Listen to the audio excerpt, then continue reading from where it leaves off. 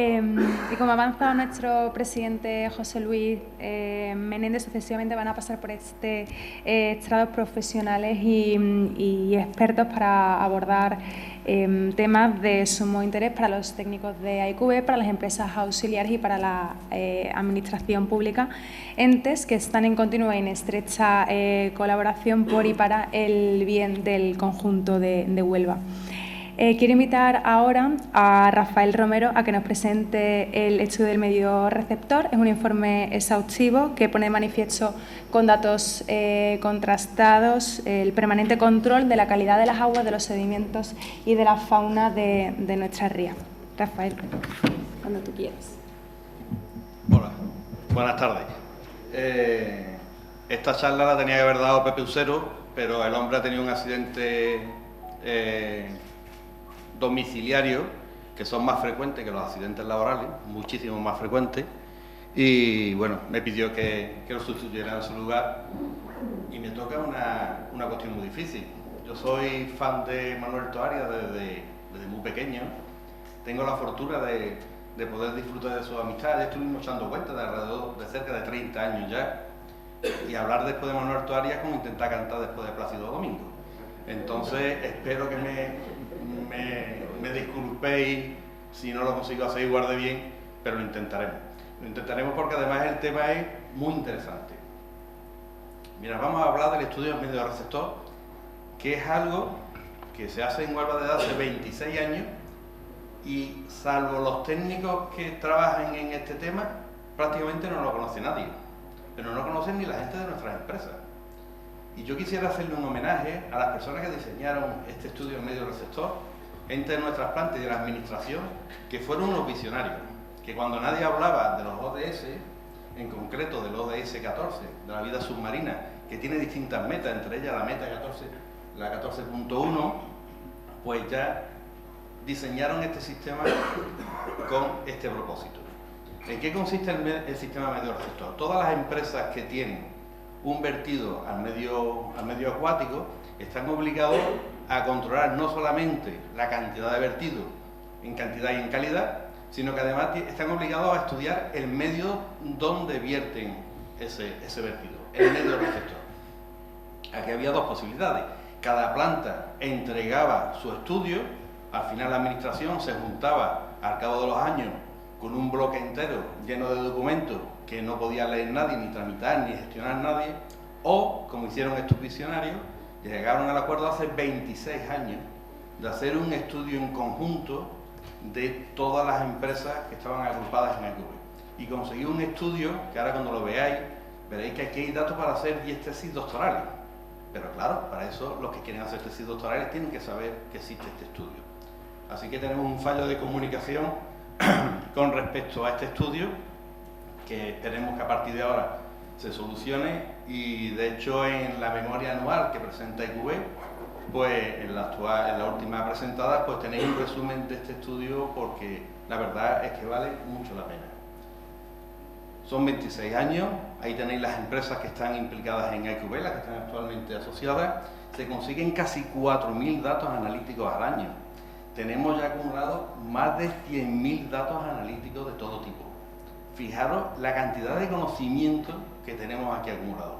Para que después se diga, como se dice en Huelva, no sabemos qué ocurre en la ría, nadie sabe qué es lo que, en qué situación está, qué locura la gente pescando pescado y después se lo comen.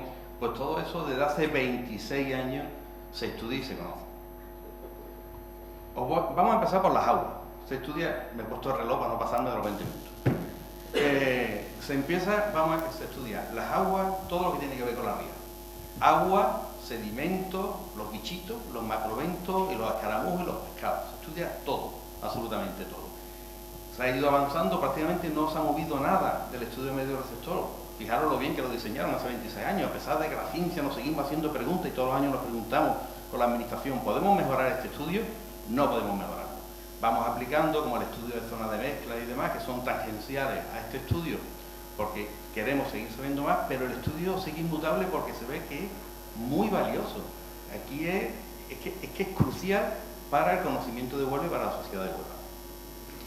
cada 2 meses se toman muestras de agua en 15 puntos del Tinto del Odiel, el Canal del Padre Santo y el litoral.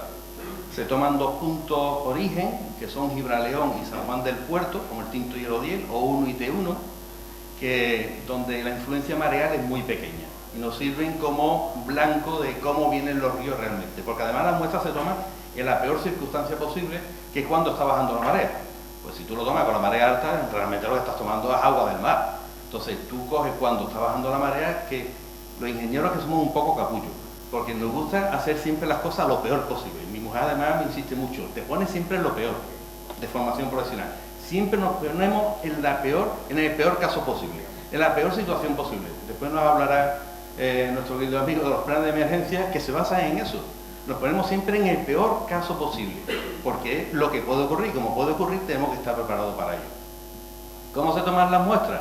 En el peor caso posible. O sea, todos los datos que vamos a tomar no es la media de cómo está el agua en la ría. Es como está en unos momentos concretos, en el peor momento posible, porque cuando está la marea alta, es agua del mar el que ha entrado. Luego, la analítica sería completamente distinta, sería muchísimo mejor. Y eso es una cosa a tener también en cuenta. Y ahí se miran, fijaros, 68 parámetros y se hacen 6 analíticas al año. Cuando yo entré en IQV hace ya 7 años y medio, parece mentira, la primera cosa que hice, aquí está Adolfo que es testigo, fue decir, ¿cuándo se toma la siguiente muestra de agua? Dentro de 2 semanas. Me encasqueté una gorra que me compré en Ferrara porque me tapaba las orejas, que pasaba mucho frío en la calva, y me fui a tomar las muestras de agua. Para yo poder decir claramente, sin que me bailen los ojos, yo he ido a tomar muestras de agua. Es verdad que se toman las muestras de agua. No es una cosa que me han contado. No es un informe que llega aquí cada 2 meses. No, yo he ido a tomar las muestras de agua. He sido ahí científico de campo, que nunca lo he sido.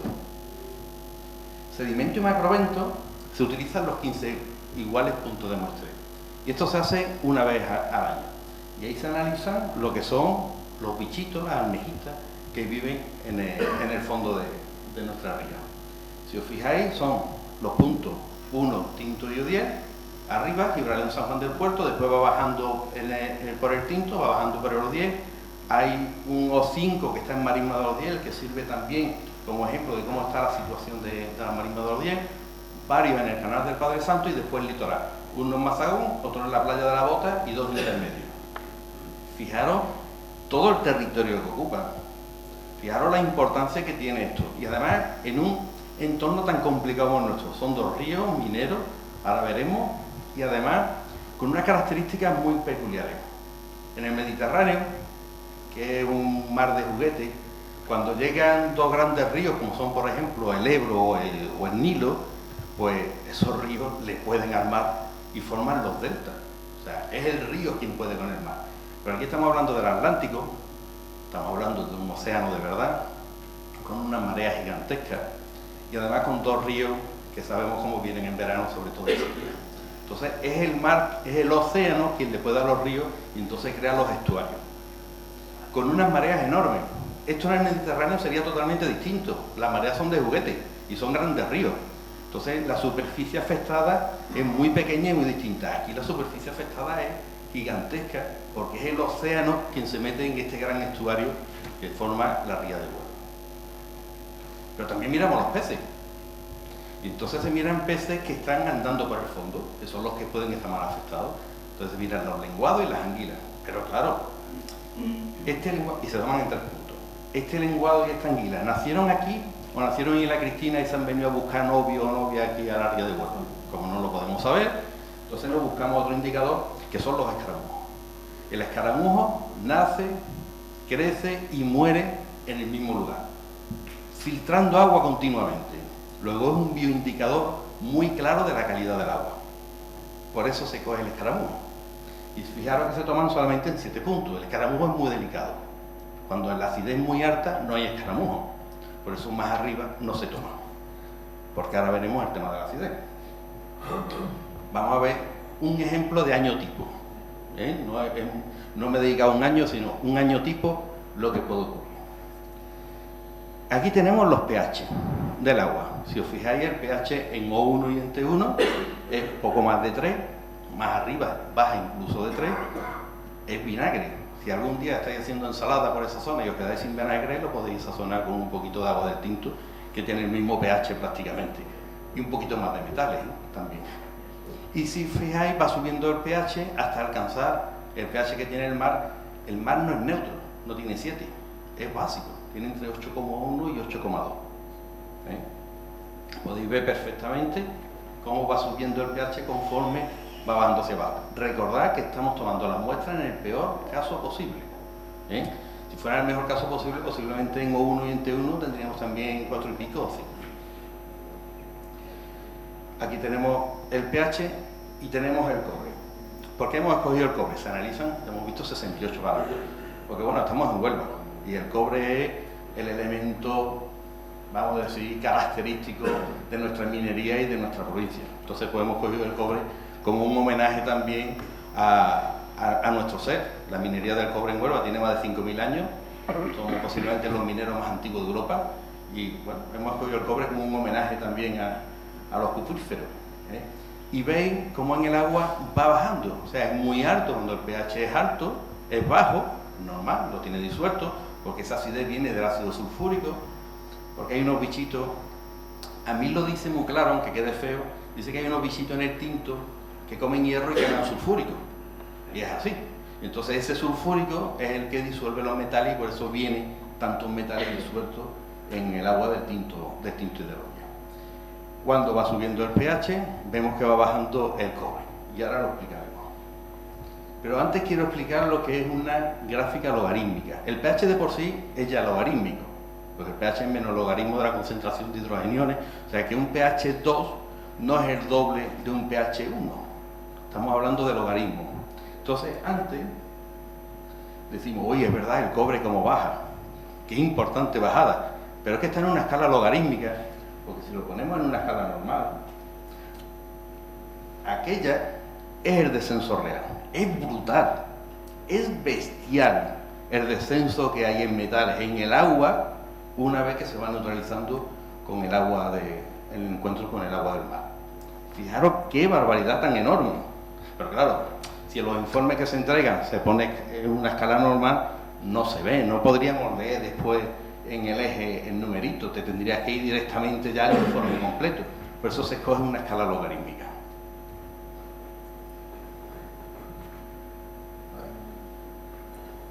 Miro al inicio, que torpe soy. También está el efecto de la lluvia. No es lo mismo un año lluvioso que un año seco. Cuando llueve, evidentemente, tenemos más caudal, tenemos pH más alto, es curioso cómo se llegan a dar pH de 5, o sea, va arrastrando más cantidad hacia abajo porque además va disolviendo todos esos sulfatos que se han quedado secos durante el verano y que levantan muchas polvaderas cerca de Huelva, todo hay que decirlo. Y no es lo mismo un año seco que un año húmedo. Todo eso se tiene también en cuenta en el estudio del medio receptor. Y también se ven las mejoras tecnológicas. Aquí vemos, por ejemplo, el fosfato y el fluoruro.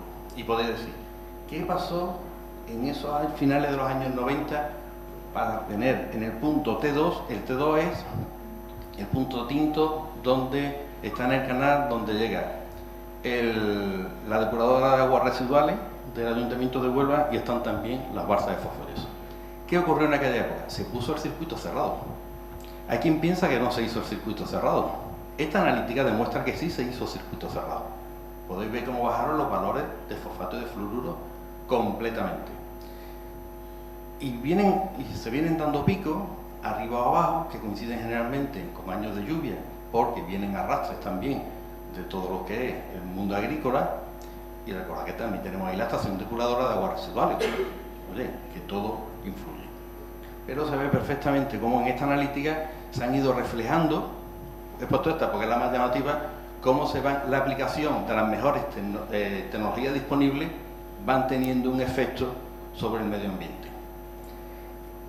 Mejores tecnologías disponibles no es mejores tecnologías. Creo que se ha escogido una frase perfecta, porque es mejor tecnología disponible. O sea, alguien en un laboratorio puede descubrir, un físico teórico puede descubrir que utilizando tal tecnología, pues dándole un botón desaparecerían los residuos. Bien. Pero después somos capaces de llevar eso a una tecnología de escala que podamos montar una instalación que dé una solución a la sociedad. No, pues no, es una mejor tecnología no disponible. Y nosotros lo que tenemos que montar son tecnologías disponibles, porque si no, no se puede montar. Os voy a poner un vídeo de qué es lo que ocurre en la ría de Huelva.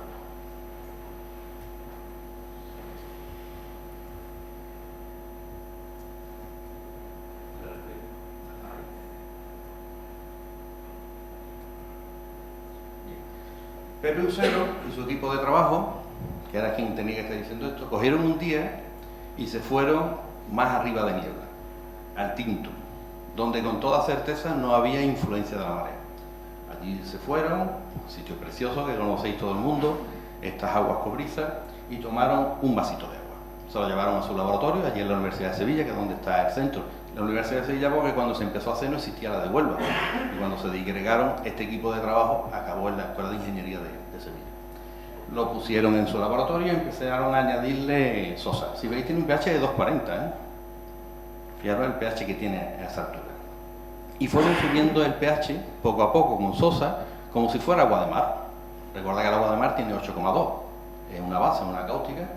Entonces va subiendo poquito a poco, va subiendo el pH, buscando lo que está ocurriendo en la ría de Huelva. Este es el proceso que ocurre a partir de Gibraleón y a partir de San Juan del Puerto. Se va mezclando el agua del mar con el agua del río y el agua se va poniendo más fea, como bien vemos nosotros que ocurre también en la ría, hasta que llegan a este pH, que es el agua del mar. Cuando tú lo dejas descansar 10 minutos, empiezan a aparecer sólidos en precipitación. Cuando lo dejas reposar un poquito más, tampoco hablamos mucho tiempo, media hora, recordemos que las mareas duran 6 horas, fijaros si tienen tiempo para decantar lo que está ocurriendo ahí en la ría. Y cuando pasan 40 minutos, pues está completamente decantado. Eso es lo que ocurre en las rías de Huelva. Por eso las analíticas reflejan perfectamente cómo los sedimentos en la ría de Huelva, que son de baja cantidad de metales a la altura de Gibraleón o de San Juan, conforme van descendiendo, van creciendo en concentración de metal, que se lo van robando al agua. Entonces vemos que la concentración de sedimento sube y la concentración en el agua baja. Después ya se mantienen, a pesar de que el canal del Padre Santo va ascendiendo lentamente y en el litoral no tiene ningún tipo de afección. Macrovento, tengo que ir corriendo. Macrovento, pues lógicamente arriba con ese ácido, en vinagre crecen pocos bichos, excepto estos bichitos de los que habla Mil, poco más, ¿no? Y los macroventos estamos hablando de son almejitas, bichitos grandes, no son bacterias. Pero vemos perfectamente que el litoral y el canal del Padre Santo están en muy buena calidad. Los peces, se analizaron los peces, se analizaron los metales. ¿Que tienen esos metales? Pues claro que lo tienen. Yo también lo tengo, ustedes también lo tenéis, todos tenemos todos los elementos. Lo que hay que ver es en qué concentración se tiene. ¿Y la concentración que tienen es peligroso? No. ¿Te puedes comer esos pescados? Sin ningún tipo de problema. En el informe no solamente te ponen esta analítica, sino que además te ponen la comparativa con la legislación, con todo, para ver si superan o no superan parámetros y demás. Así que los peces que se pescan en la ría, que se pescan de hecho corvinas de cerca de 2 metros de alto, como vemos a veces en la prensa, pues te lo puedes comer con total tranquilidad. ¿Por qué? Porque se van aplicando desde hace muchos años las mejores tecnologías disponibles. Y los escaramujos, que ese gran bioindicador refleja este mismo proceso. Como conforme vas avanzando hacia el mar, va bajando la cantidad de metales que contienen los escaramujos. Quiero terminar con unas conclusiones. La primera, las aguas de la ría de Huelva reciben un importante aporte de metales y de aguas ácidas procedentes de los ríos Tinto y Diel. ¿Cuánto es ese aporte? Está calculado, un año medio son 20.400.000 kilos de metales, 20.400 toneladas de metales en forma de sulfato. La industria de Huelva en el año 21, en el último informe que hicimos, aportó a la ría de Huelva 800 kilos. 800 kilos frente a 20.400.000. creo que está claro dónde hay que poner el ojo en el tema de controlar el aporte de metales a la ría de Huelva. Y es poder solucionar el tema de los pasivos mineros. Mina que abre, mina que deja de emitir. Ojalá abrieran todas las minas. Pero hay minas abandonadas ahí desde hace 5.000 años. Hay 110 minas abandonadas que no dejan de verter drenaje minero. Ojalá abrieran todas las minas, porque acabaríamos con el problema del drenaje minero. Y mientras tanto las administraciones tendrán que tomar una medida para disminuir este impacto. Lo segundo, en la ría de Huelva, como habéis visto, se produce esa mezcla bajando la concentración en el agua y subiendo en los metales. Si os fijáis, en los sedimentos, que es la tercera conclusión, por el motivo anterior, siguen el proceso inverso. En los sedimentos de la ría de Huelva se llegan a obtener 3 gramos de cobre. 3 gramos de cobre por kilo. 3 gramos de cobre, estamos hablando de 3 kilos por tonelada. Ya quisieran en las minerías encontrar una veta con 3 kilos de cobre por tonelada. O sea que estamos, para que os hagáis idea, se están trabajando, Antonio me podría dar algún norte más, con menas que estamos hablando de gramos por tonelada de metal, en algunos casos, y aquí estamos hablando de kilos por tonelada, para que os hagáis idea de la enormidad y de la entidad de la situación. En el tema de los macroeventos, lo que hemos visto, se refleja perfectamente todas las conclusiones que avalan la analítica de agua y de sedimentos. Los metales en los peces son bajos, los escaramujos también lo comprueban, y a lo largo de estos más de 25 años, ya son 26, lo que se ve también es una calidad, es la mejora de la calidad de la ría con la aplicación de las nuevas tecnologías. Pero yo creo que la conclusión más importante de todas es que tenemos que conseguir hacerle llegar a la sociedad esta realidad. Porque la sociedad sigue pensando que no hay control ambiental sobre la ría, que nadie sabe qué ocurre en la ría. Sí lo sabemos, lo que no hemos sabido transmitirlo. Y no hemos sabido transmitirlo ninguno de los dos agentes aquí implicados. Nosotros y la administración. Y nosotros muy grave, porque es que no lo saben ni nuestros empleados. Yo estoy seguro que cogemos a los cerca de 3.000 empleados que tenemos y le preguntamos si conocen el sistema, el estudio medio receptor, y no lo conocen. Y eso es un trabajo que tenemos que hacer nosotros, y yo os animo a los técnicos que estáis aquí presentes a que esto se lo hagamos llegar a nuestros empleados. O sea, está en la memoria, tenéis un resumen muy bueno. Oye, que lo lean, que lo estudien, que pregunten. Y bueno, aquí también miembros de la administración con los que tendremos que trabajar en conjunto, porque ellos son los que mejor pueden hacer llegar a la población esta realidad, que es una realidad muy importante, que acabará con muchos bulos. El bulo, recordar, el bulo